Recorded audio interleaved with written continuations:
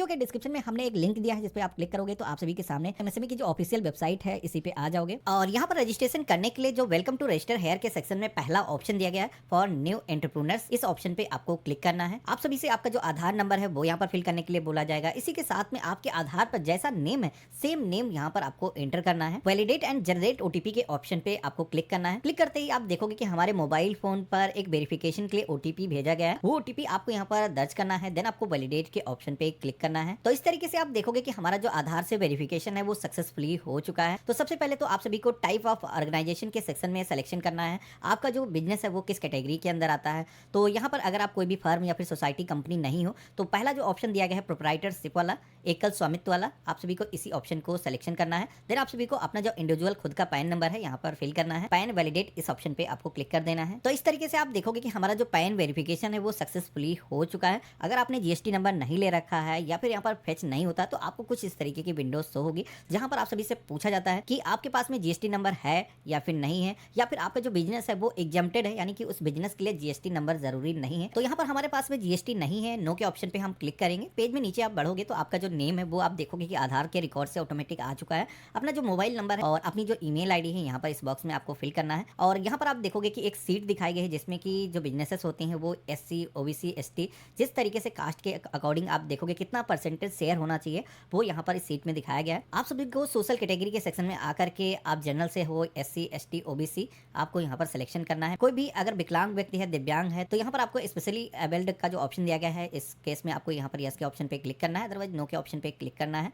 और यहाँ पर आप सभी को नेम ऑफ एंटरप्राइज के सेक्शन में आकर के अपना जो बिजनेस है उसका जो नेम है आपको यहाँ पर दर्ज करना है। इसके बाद में आप सभी को प्लांट यूनिट नेम के सेक्शन में आना है। यहाँ पर आप सभी को अगेन अपने बिजनेस का जो नेम है वो दर्ज करना है। अब यहाँ पर एक चीज़ आपको याद रखना है कि अगर आपका जो बिजनेस है उसकी कई सारी यूनिट हैं, मल्टीपल लोकेशन में आपका जो बिजनेस है वो मौजूद है, जैसे कि एक जगह पर आप मैन्युफैक्चरिंग करते हो, दूसरी जगह पर आप सेल करते हो, तो इस तरीके से जितने भी ऑफिसेस हैं वो यहाँ पर आपको ऐड करने की ज़रूरत पड़ती है। तो यहाँ पर आप सभी को वन बाय वन सारे ही बिजनेसेस को ऐड यूनिट के ऑप्शन के जरिए ऐड करना होगा। मेरे केस में जैसे कि मेरा बिजनेस का जो प्लस है वो एक ही है, एक से ज़्यादा है तो आप यहाँ पर ऐड मोर के ऑप्शन पे क्लिक करके ऐड कर सकते हो। तो सबसे पहले तो जितने भी यूनिट आपने ऊपर फिल किए होंगे उनकी जो लिस्ट है आपको यहाँ पर देखने को मिल जाएगी। तो यहाँ पर जैसे कि यूनिट नेम के सेक्शन में मुझे एक नेम देखने को मिल रहा है, तो इसका जो कंप्लीट एड्रेस है, जिस भी जगह पर लोकेटेड है ये बिजनेस, यहाँ पर आप सभी को अपना जो कंप्लीट एड्रेस है वो यहाँ पर फिल करना है। अपनी एरिया का जो पिन कोड है वो यहाँ पर आपको फिल करना है। अपना जो स्टेट है चूज करना है, डिस्ट्रिक्ट चूज करोगे। इसके बाद में आपको यहाँ पर ऐड प्लान के ऑप्शन पे क्लिक करना है। इसी तरीके से अगर आपके एक से ज्यादा बिजनेसेस की जो लोकेशन है वो है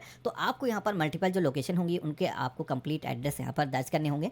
इसके बाद में अगला सेक्शन आपको मिलता है ऑफिस एड्रेस का। तो मेरे केस में मेरा जो बिजनेस है उसकी जो एक्टिविटी होती है इसी के साथ में जो हमारा ऑफिस एड्रेस है वो दोनों ही सेम है। तो यहाँ पर सेम एड्रेस हम ऑफिस के सेक्शन में इंटर कर देंगे। तो यहाँ पर एड्रेस को इंटर करने के बाद में आप नीचे की तरफ आओगे तो आप सभी से यहाँ पर लॉटिट्यूड और लैंगिट्यूड भी यहाँ पर फिल करने के लिए बोला जाता है। अब कई सारे लोग क्या करते हैं, रजिस्ट्रेशन में गलतियां करते हैं, यहाँ पर आ करके वो अपना जो लॉटिट्यूड है, लैंगिट्यूड है वो फिल नहीं करते हैं, क्योंकि यहाँ पर फिल करने का जो ऑप्शन है वो दिखाई नहीं देता है। तो आपको क्या करना है, यहाँ पर आपको एक ऑप्शन यहाँ पर दिखाई दे रहा है, गेट लैटिट्यूड एंड लॉन्गिट्यूड। इस ऑप्शन पे आप क्लिक करोगे तो आपका जो है कंप्यूटर का एक पॉपअप ओपन होगा। तो यहाँ पर ध्यान रखना है कि पॉपअप को डिसेबल नहीं करना, नहीं तो ये जो पेज है आप सभी के सामने नहीं आएगा।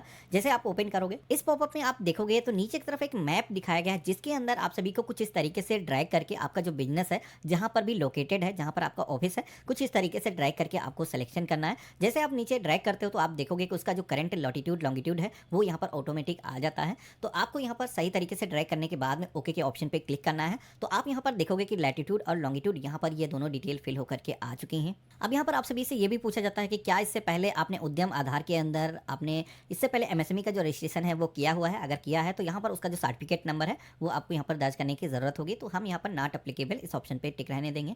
इसके बाद में आप सभी को स्टेटस ऑफ एंटरप्राइज के सेक्शन में आना है। यहाँ पर आप सभी को डेट ऑफ इनकॉर्पोरेशन यानी कि रजिस्ट्रेशन के सेक्शन में आपका जो बिजनेस है जब भी स्टार्ट हुआ है उसकी जो डेट है वो यहाँ पर दर्ज करना है। बाकी अगर आपके पास में कोई भी रिकॉर्ड्स अभी मौजूद नहीं है, आपका एक फ्रेश बिजनेस है, तो आपका जो बिजनेस है जिस भी डेट को स्टार्ट हुआ है आप मैनुअली यहाँ पर दर्ज कर लोगे। देन आप सभी को डेट ऑफ कमिटमेंट के सेक्शन में आना है। आपके बिजनेस की जो एक्टिविटी है जिस डेट से स्टार्ट हुई है आपको यहाँ पर वो जो डेट है दर्ज कर देना है। इसी के साथ में आप सभी को अपना जो बैंकिंग रिकॉर्ड्स है वो भी यहाँ पर दर्ज करना होगा। सबसे पहले बैंक का जो नेम है यहाँ पर आपको फिल करना है। बैंक का जो आईएफएससी कोड होता है वो आपको यहाँ पर दर्ज करना है जो कि आपकी पासबुक पर प्रिंटेड होगा। और यहाँ पर आप सभी को अपना जो बैंक अकाउंट नंबर है इस बॉक्स में दर्ज करना है। इसके बाद में आप सभी को अगला सेक्शन मिलता है major activity of of unit का, जहाँ पर आप अपने बिजनेस के अंदर क्या काम करने वाले हो। तो जैसे कि हम मैन्युफैक्चरिंग का बिजनेस करते हैं तो इस तरीके से हमने सिलेक्शन किया है। सेक्शन नंबर 18 के सेक्शन में आप यहाँ पर देखोगे कि यहाँ पर आप सभी से एक एनआईसी कोड फिल करने के लिए बोला जा रहा है। अब यहाँ पर कई सारे लोग एनआईसी कोड के बारे में नहीं जानते, तो मैं आपको बता दूं कि जितने भी बिजनेसेस होते हैं जो एमएसएमई के अंदर आते हैं, अगर मैं बात करूं कि 90% इंडिया के अंदर जो भी बिजनेसेस होते हैं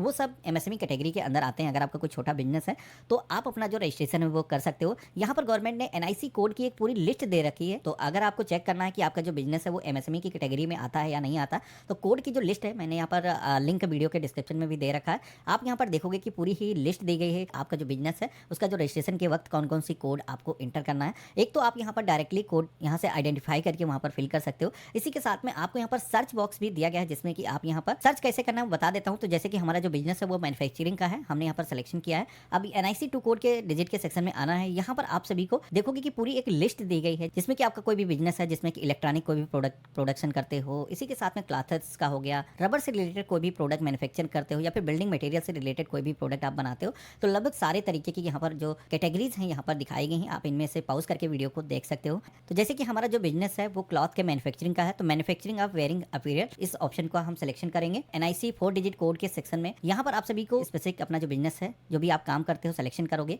देन आप सभी को एनआईसी 5 डिजिट कोड के सेक्शन में आप देखोगे तो यहाँ पर कई सारे टाइप के जो क्लॉथेस से रिलेटेड काम है वो यहाँ पर दिखाए गए हैं। तो आपको अपने बिजनेस से रिलेटेड अपना जो काम है सिलेक्शन करना है। देन आपको ऐड एक्टिविटी के ऑप्शन पे क्लिक करना है। तो इस तरीके से आप देखोगे कि हमने एक बिजनेस की जो एक्टिविटी है वो यहाँ पर ऐड कर ली है। डिफरेंट कैटेगरी के जो बिजनेस है अगर आप अपने बिजनेस के अंदर करते हो तो वो आप एमएसएमई सर्टिफिकेट पर ऐड कर सकते हो। देन आप सभी को यहाँ पर बताना है कि अपने बिजनेस के अंदर अभी जितने भी एम्प्लॉइज हैं उनकी संख्या क्या है। फॉर्म में नीचे की तरफ आना है। इस फॉर्म को सबमिट करने के लिए कॉलम नंबर 20 के सेक्शन में आप सभी से पूछा जाता है आपके बिजनेस में जो भी आपने अभी तक मशीनरी या फिर इक्विपमेंट में कोई इन्वेस्टमेंट किया है, अपने प्लांट में जो भी आपने इन्वेस्टमेंट किया है, तो यहाँ पर कुछ फाइनेंशियल ईयर आपको यहाँ पर दिखाए गए हैं जिसके अंदर जो भी आपने इन्वेस्टमेंट किया हुआ है वो आपको राइट एंड डाउन वैल्यू के सेक्शन में आपको यहाँ पर दर्ज करना है। तो कुछ इस तरीके से आप फिल करोगे। जैसे कि हमारा एक नया बिजनेस है, अभी हमने किसी भी तरीके का इन्वेस्टमेंट अपने बिजनेस के अंदर जो फाइनेंशियल ईयर यहाँ पर दिखाया गया इसके अंदर नहीं किया है, ना ही कोई रिसर्च एंड डेवलपमेंट में कोई भी इन्वेस्टमेंट हमने किया हुआ है, तो कुछ इस तरीके से 00 आपको मेंशन कर देना है। देन आप सभी को फॉर्म में नीचे की तरफ आना है। यहाँ पर आप सभी को कुछ पोर्टल्स दिखाए गए हैं जो कि यहाँ पर यस नो में आप सभी से पूछा जा रहा है कि क्या आप इस पोर्टल के अलावा इन पोर्टल पर भी आप रजिस्ट्रेशन करना चाहते हो। तो गवर्नमेंट की तरफ से कई सारे ऐसे पोर्टल्स बनाए गए हैं जो कि एमएसएमईज को काफी हेल्प करते हैं। जैसे कि जेम पोर्टल हो गया, जहां पर एमएसएमईज अपने जो प्रोडक्ट्स हैं वो ई कॉमर्स के माध्यम से गवर्नमेंट्स को सप्लाई कर सकते हैं। इसी के साथ में TREDS पोर्टल हो गया, नेशनल करियर सर्विस पोर्टल, और फ्री में अगर आपको डोमेन लेना है तो वो भी आप यहाँ पर .in जो डोमेन है वो आप ले सकते हो। फॉर्म में आगे बढ़ने के लिए टर्म एंड कंडीशंस को एक्सेप्ट करना है और सबमिट गेट फाइनल OTP के ऑप्शन पे आपको क्लिक करना है। एक पॉपअप आएगा, यहाँ पर आपको ओके के ऑप्शन पे क्लिक करना है। आप यहाँ पर देखोगे कि अब हमारे मोबाइल फोन पर एक वेरिफिकेशन के लिए 1 टाइम पासवर्ड यहाँ पर सेंड किया गया है, वो OTP आपको यहाँ पर दर्ज करना है। इसके बाद में यहाँ पर ये जो कैप्चा कोड आता है, इस कैप्चा कोड को भी जैसा है कैपिटल स्मॉल सेम वैसे ही इंटर करना है। तो जैसे हमने फाइनल सबमिट के ऑप्शन पे क्लिक किया है तो आप यहाँ पर देखोगे कि हमारा जो रजिस्ट्रेशन है वो सक्सेसफुली हो चुका है। हमारे सामने उद्यम जो ID है वो यहाँ पर जनरेट होकर के आ चुकी है। तो डायरेक्टली हम यहाँ पर प्रिंट सर्टिफिकेट के ऑप्शन पे क्लिक करेंगे। हमें जो उद्यम रजिस्ट्रेशन नंबर प्रोवाइड किया गया था वो नंबर यहाँ पर हमें दर्ज करना है, अपना मोबाइल नंबर हमें यहाँ पर फिल करना है और हमारे फोन पर एक OTP आएगा जो यहाँ पर हमें OTP दर्ज करना है। वैलिडेट के ऑप्शन पे क्लिक करना है। आपके बिजनेस की कंप्लीट डिटेल आपको यहाँ पर देखने को मिल जाती है। उद्यम सर्टिफिकेट को प्रिंट करने के लिए ऊपर की तरफ आपको प्रिंट सर्टिफिकेट का ऑप्शन दिया गया, जिस पे आप क्लिक करोगे तो गवर्नमेंट की तरफ से जो उद्यम सर्टिफिकेट आपका जारी किया गया है वो आप देखोगे कि जनरेट होकर के आ चुका है। आपका जो बिजनेस है वो मैन्युफैक्चरिंग का है। यहाँ पर आप देखोगे कि बिजनेस की जो एक्टिविटी है वो यहाँ पर दिखाई गई है। तो ये जो है आपके बिजनेस का एक लीगल डॉक्यूमेंट आपको मिल जाता है। तो आशा करता हूँ आज का जो वीडियो है आप सभी को काफी पसंद आया होगा। वीडियो पसंद आया तो इसे लाइक जरूर करना। चैनल पे अगर आप नए हो तो चैनल को भी सब्सक्राइब करके जरूर रखना और हम मिलते हैं ऐसे ही एक नए वीडियो में। तब तक के लिए गुड बाय।